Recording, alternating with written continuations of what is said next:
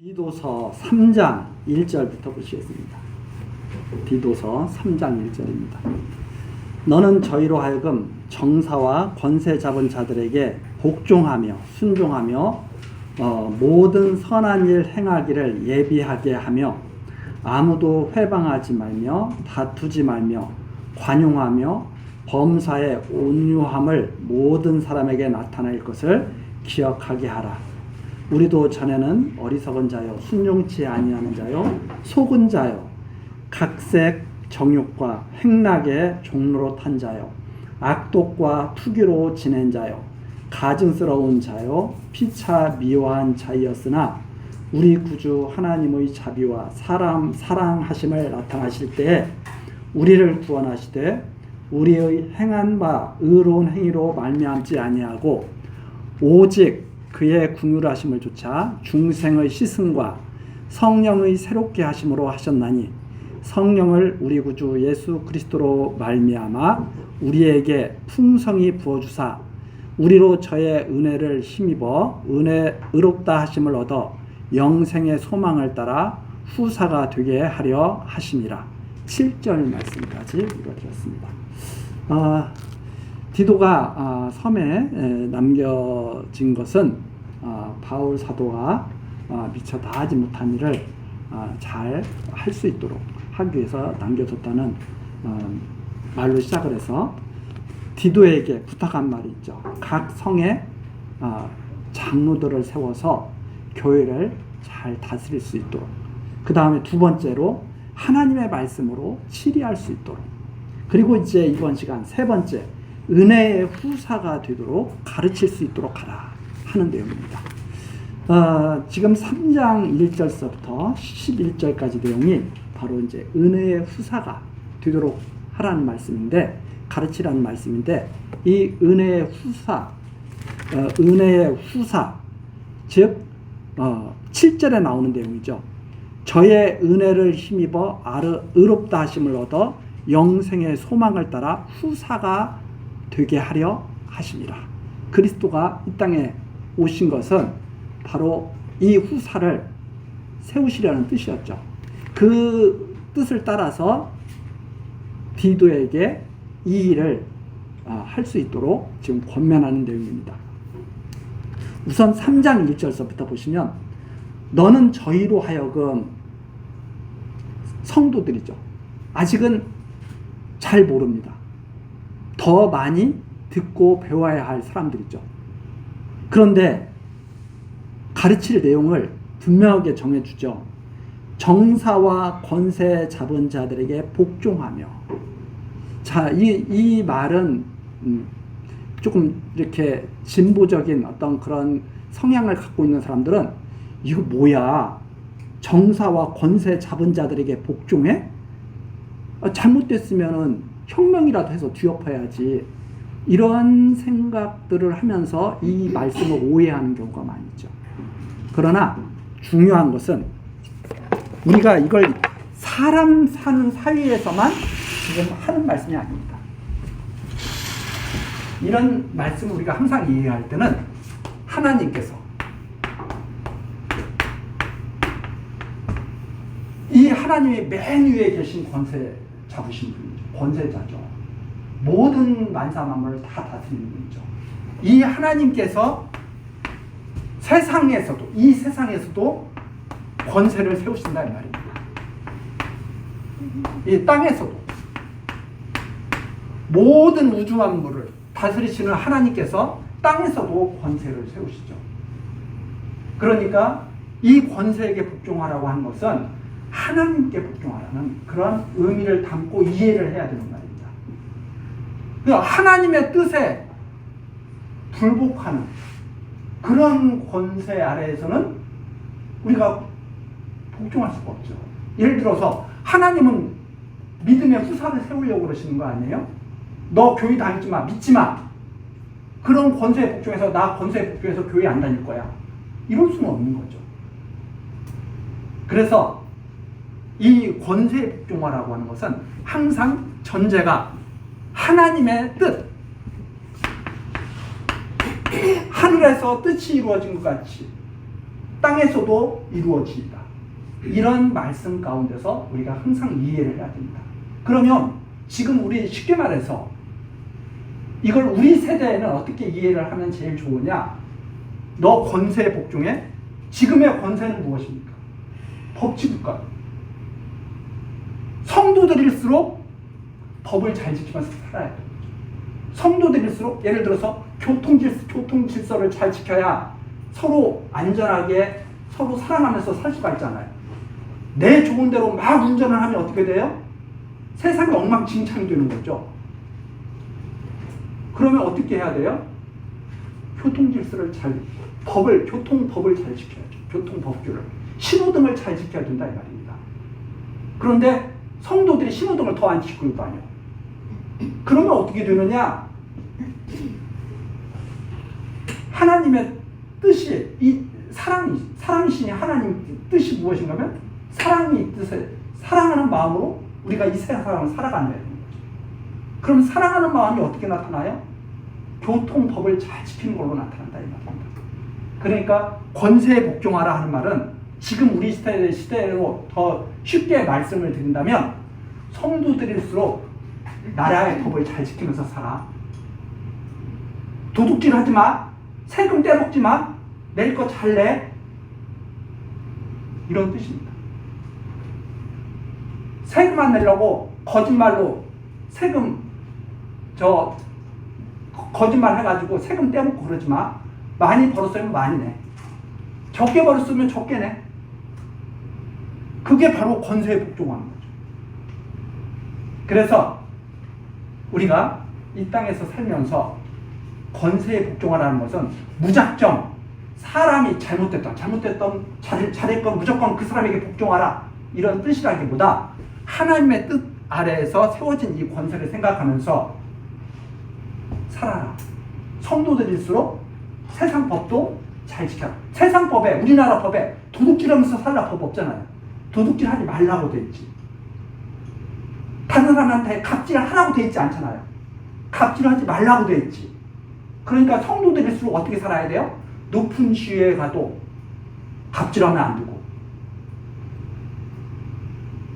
높은 지위에 가서 법을 어기면 안 된다. 더 철저하게. 그게 바로 권세에 복종하는 사람이죠. 이렇게 이해를 해야 오해가 없을 거예요. 그렇지 않으니까 매일 이런 권세 잡은 자들에게 복종하며 순종하며 그러니까 위에서 도둑질해 먹어도 같이 협력해서 도둑질해 먹고, 그게 권세에 복종하는 게 아니죠. 하나님을 대적하는 행위죠. 우리가 이런 사실을 명확히 이해를 하고 성도들일수록 높은 지위에 올라갈수록 더 법을 잘 지켜야 되고 더 백성을 위해서 일을 해야 되고, 그게 권세에 복종하는 거죠. 자, 그렇게 정리하면 아무 문제 없을 겁니다. 그렇게 해서 어떻게 해야 되느냐? 모든 선한 일 행위에 왜 권세에 복종하느냐? 선한 일을 예비하는 거예요.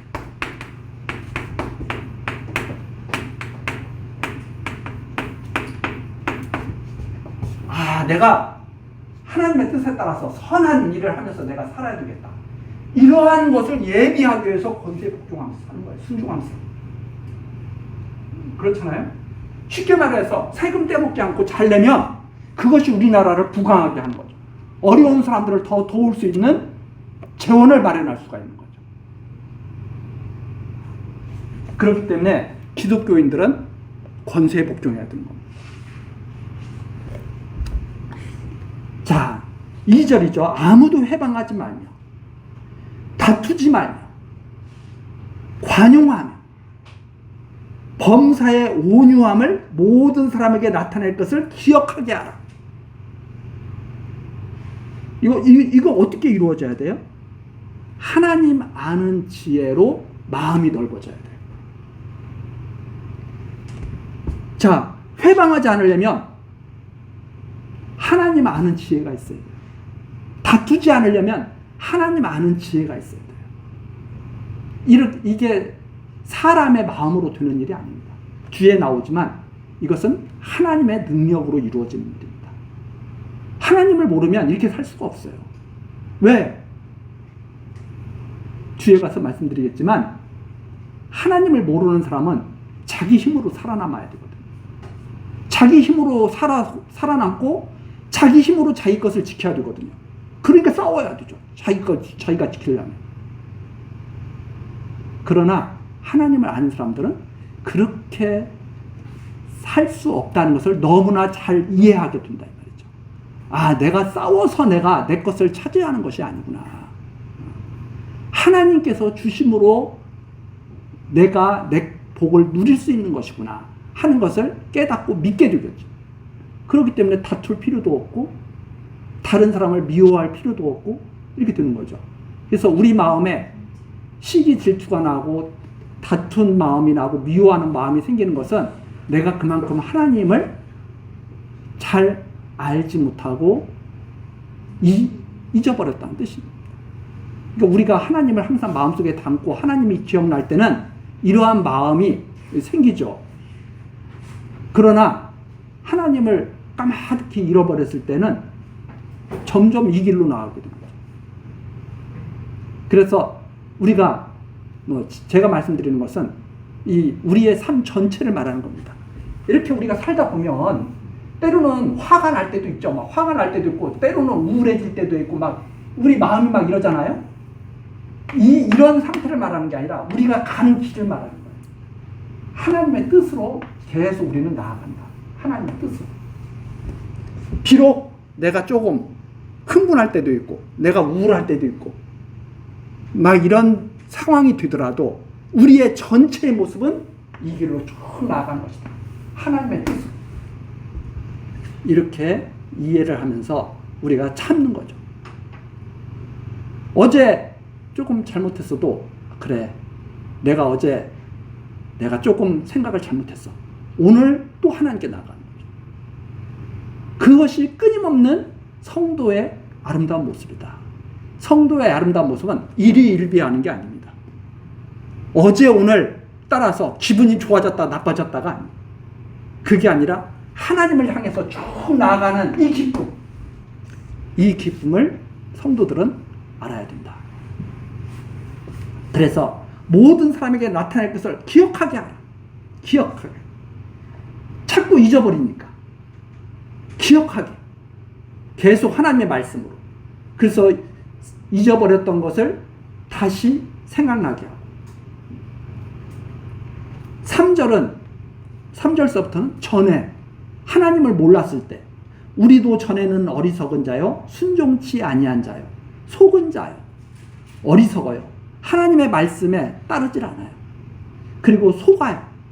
매일 속아서 살아. 무엇에 속아서 사는가? 세상의 가르침, 헛된 철학, 매일 속아서 살아요. 그거 참 희한하죠. 왜 희한하냐면 나도 모르게 그거 듣고 있으면 세상에서 가르치는 것이 다 맞는 말 같거든. 근데 하나님의 말씀을 가만히 보고 이렇게 보면 아, 그건 아닌데. 이렇게 되죠. 세상에서 그러잖아요. 너를 위해서 살아. 요즘에 나오는 그게 하나의 그 세상이 가르치면 딱 한마디로 말해서 너는 너를 위해서 살아. 이게 세상이 가르치는 거거든. 근데 성경이 가르치면 너는 너를 위해서 사는 존재가 아니야. 왜? 너가 주인이 아니기 때문에. 마치 그와 똑같아요. 하나님이 주인이시고 이 세상은 종인데 종은 주인을 위해서 존재하잖아. 그래서 너는 종 보고는 뭐라 그래야 돼? 너는 하나님을 위해서 살아. 이렇게 말해야 되는데 종 보고 그러는 거예요. 야, 너 주인에 의해서 절대 이러지 마. 너를 위해서 일하는 거야. 이상하잖아요. 주인을 위해서 일하고 주인이 잘 될 때 종도 잘 되는 거죠. 그렇죠. 그러니까 이 전체적인 이 가르침의 핵심이 뭐냐면 하나님이 없다고 그러면 나는 나를 위해서 살아야 돼. 가만히 생각해 보세요. 하나님이 없는데 나 좋은 대로 하는 게 최고지. 그래서 하나님이 없다 할 때는 그게 맞는 말이에요. 세상에서 가르치는 말이. 그러나 하나님이 있다고 인정한다면 하나님의 말씀대로 살아야죠. 자, 그래서 3절에 나온 것처럼 속은 자, 각색 정욕과 행락의 종로로 탄 자요, 악독과 투기로 보낸 자요. 인간들의 가지고 있는 타락한 인간들의 본성이거든요. 악독, 투기. 나보다 남이 잘 되면 기분이 별로 안 좋아요. 가증스러운 자요, 피차 미워한 자이었으나 우리 구주 하나님의 자비와 사람 사랑하심을 할 때 하나님께서 독생자를 이 땅에 사람의 모양으로 보내셨잖아요. 얼마나 사랑하셨는지 사람 사랑하심을 나타낼 구주로 하나님이 그리스도로 이 땅에 오셨다 이 말입니다. 그런데 이 땅에 오실 때 사람의 모양으로 나타나셨죠. 사람 사랑하심을 나타내실 때 우리를 구원하실 때 그렇게 해서 우리를 얼마나 사랑하시는가. 그렇게 하실 수 없는 분인데 그렇게 하셨다 이 말입니다. 하나님이 창조주이신 하나님이 피조물로 나타나셨다 이 말입니다. 우리를 구원하시는데 어떻게 구원하시냐? 우리의 행한 바 의로운 행위대로 말미암지 않냐고. 사람들은 자기가 행한 것이 의롭다고 항상 생각합니다. 왜? 이렇게 한 것이 맞으니까 그렇게 한 거죠. 우리들이 항상 그런 거 아닙니까? 너 왜 그렇게 했어? 나 그게 옳은 기 때문에 그렇게 했어. 근데 옆 사람이 보면 뭐라 그래요? 너 그거 잘못된 거야. 옆 사람이 생각할 때는 잘못된 행위인데 자기가 자기를 생각했을 때는 그게 옳은 행위죠. 이것 때문에 매일 갈등이 있고 다투고 그러는 거 아니에요? 하나님 앞에서 한번 서야죠. 그래야 누가 옳고 그른지를 올바르게 판단받을 수 있죠. 사람들끼리 어떻게 옳고 그름을 판단해요? 그래서 하나님을 전제로 하지 않고는 선악도 존재할 수가 없는 거예요. 하나님이 없는데 무슨 선악이 있어요? 내가 좋은 게 선인데 하나님이 없으면 그렇잖아요? 하나님이 없는데 저 사람 나쁜 사람이라고 하는 사람이 이상한 사람이에요. 왜? 그 사람이 더 나쁜 사람이야. 왜? 하나님이 없는데 너 나빠? 이런 말을 하는 사람은 그 사람 보고 자기 종처럼 살라는 말이에요. 그러니까 아주 나쁜 사람이에요. 하나님이 있고 하나님의 말씀으로 선악이 가려지는 거지 하나님이 없는데 사람들 사이에 무슨 선악을 가려요. 힘 있는 사람이 선이지. 그래서 힘 없는 사람은 항상 억울하게 사는 거.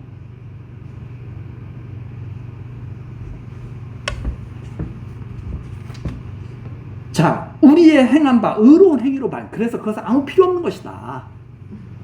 우리의 행한 바 의로운 행위로 말미암지 않고 오직 그의 긍휼하심을 쫓아 하나님의 긍휼, 하나님의 사랑, 인간의 어떤 그런 의로움으로 하지 않고 오직 그의 긍휼하심을 쫓아 중생의 씻음과 다시 태어나서 깨끗한 몸으로. 애기들이 태어나면 깨끗하잖아요. 깨끗한 모습으로 중생의 씻음과 성령의 새롭게 하심으로 하셨나요? 하나님께서 은혜 베푸셔서 깨끗하게 하시고 다시 이 세상 사람이 아닌 하나님 나라의 사람으로 다시 태어나게 해서 깨끗하게 성령의 새롭게 하심으로 하셨다. 6절 성령을 우리 구주 예수 그리스도로 말미암아 우리에게 풍성히 부어주사. 그래서 하나님의 영을 우리로 받을 수 있도록 풍성히 부어주사 우리로 저의 은혜를 힘입어 의롭다 하심을 은혜로 의롭다 하심을 주신 것이다.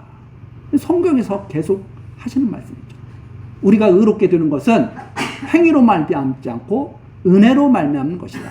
하나님께서 이렇게 하시지 않으면 절대로 사람은 의로워질 수가 없는 것이다. 하나님께서 역사하시지 않는데 어떻게 사랑하면서 살아요? 다 미워하면서 살겠지.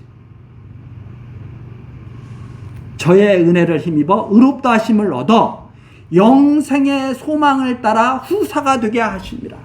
영생의 소망.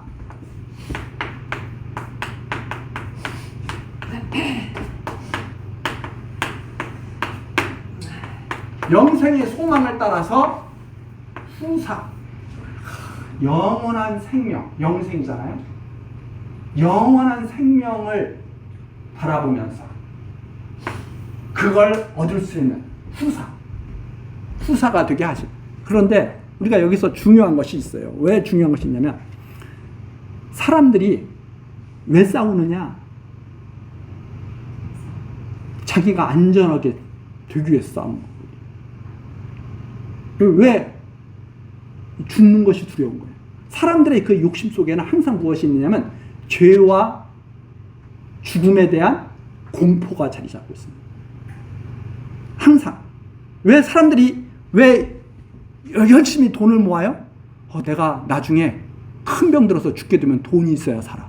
그래야 치료를 받을 수 있어. 그렇지 않으면 돈 없으면 나 치료도 못 받고 죽어. 그러니까 돈 모아야 돼. 죽음에 대한 공포. 항상 자리 잡고 있죠. 그러나 우리가 분명한 것은 그래봤자 100세래. 근데 영생, 영원한 생명을 내가 받았다. 나는 죽지 않아. 그런 공포가 사라지게 돼요. 그래서 이 영생의 소망을 따라 후사가 되려 한다. 죄와 죽음의 공포에서 벗어나서 더 장래를 바라보는, 영원한 생명을 바라보는 그 삶, 살아남으려고 아등바등 거리지 않는 삶을 사는 바로 그 소망.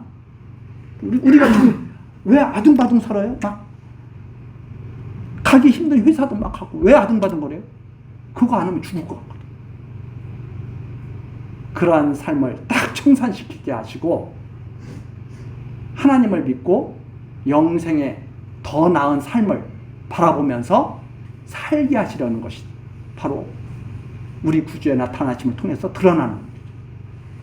이것을 너는 잘 가르쳐야 된다는 거예요.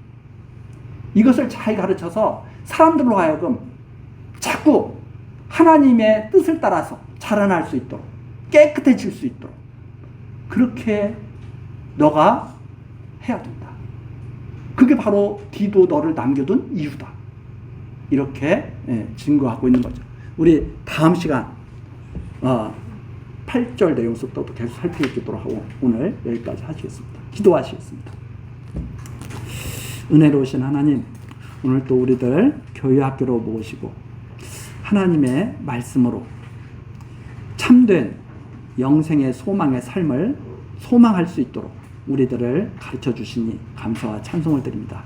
하나님, 우리들 아무것도 모를 때에는 세상의 가르침을 따라서 정말 우리들이 좋은 대로, 우리들이 원하는 길로 가려고 애를 썼습니다. 그러나 이제는 하나님의 뜻을 생각하며 하나님의 뜻을 따라서 살려는 마음이 있습니다. 하나님, 함께하여 주시고 우리의 발걸음을 지켜주옵소서. 하나님의 뜻을 따라 살아가는 기쁨을 알게 하시고 모든 일에 평안과 감사와 찬송이 넘치는 삶을 살게 하옵소서. 우리 교회 학교의 어린 영혼들 하나님 특별히 사랑하시고 지켜주시길 소원하고 예수 그리스도의 이름으로 기도드리옵나이다. 아멘.